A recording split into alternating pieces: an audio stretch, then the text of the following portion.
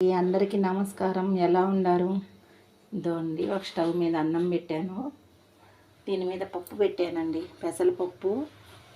ఆకుకూర చేస్తున్నాను నేను, చిర్రాకు. ఇట్లా ఆకుకూర వాష్ చేసి పెట్టుకున్నాను. టమాటా, ఎర్రగడ్డ, పచ్చిమిరకాయ ఇట్లా కట్ చేసుకున్నానండి. ఆకుకూర, అట్టికాయ తాలింపు అండి. ఈ రోజు నుంచి నేను రోజు చేసే టిఫిన్లు, వంటలు, డైలీ దేవుడి పూజ అవి పెడతానండి. బయట ఇవన్నీ కాకుండా ఇంట్లో నేను చేసుకునేటి వాటికి కొంచెం కేటాయిస్తాను టైం. సరే అండి, మళ్ళీ చూపిస్తాను. టమాటా, ఎర్రగడ్డ వేసానండి, పసుపు వేసాను. కొంచెం పొంగు వస్తుంది కదా, ఇప్పుడు నేను ఆకు వేస్తాను.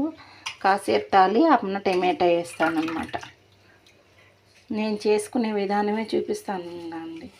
చిర్రాకు బాగా వాష్ చేసుకోవాలి, ఇసుకుంటుంది కదా. ఆకుకూర డైలీ తినకపోయినా వారానికి 2 రోజులన్నా తినండి, మంచిది ఆకుకూర. షార్ట్స్ ఎక్కువ పెడుతున్నానని చూడకుండా ఉండబాకండి. నేను మంచిగా ఉపయోగపడేటివే పెడుతున్నాను, చూడండి.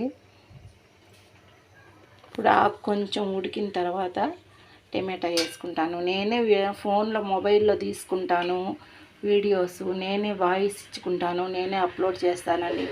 అన్నీ ఇంట్లో పని చేసుకుంటూ, షాప్ చూసుకుంటూ ఇవి కూడా నేనే చేసుకుంటానండి. అక్కడ పొయ్యి మీద పెట్టేసి వచ్చాను కదండి, అవి ఉడికే లోపల ఇవన్నీ మడతేసేసుకుంటాను. వాష్ చేసినవి అండి, నేనే పులుముకుంటాను. ఇదండి అన్నం అయిపోయింది, స్టవ్ కట్ చేస్తున్నాను. ఆకు కొంచెం ఉడికింది కదా, ఇప్పుడు టమాటా వేసేస్తుంది. చింతపండు కొంచెం నానబెట్టుకుంటాను పప్పులోకి. డైరెక్ట్గా వేస్తే కూడా ఉడికిపోతుంది. నేను ఇట్లా నానబెట్టుకుంటే కూడా ఇంకా తొందరగా ఉడికిపోతుందండి. టమాటా ఇవన్నీ ఉడికేలోపు ఇది కొంచెం నానుతుంది, అప్పుడు డైరెక్ట్గా పోసేయచ్చు. నేను పప్పు ఉడికిపోయింది, చింతపండు వేసేస్తున్నాను.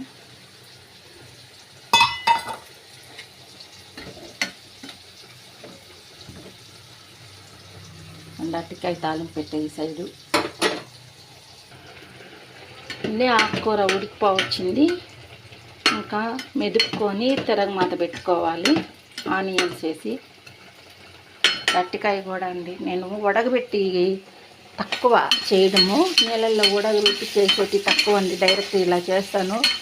ఉడకబెట్టి చేసుకుంటే ఆయిల్ ఆ నీళ్ళన్నీ వంచేసి దాంట్లో ఉండేటివి మనం ఇప్పుడు తినేదే మందులు తిండి.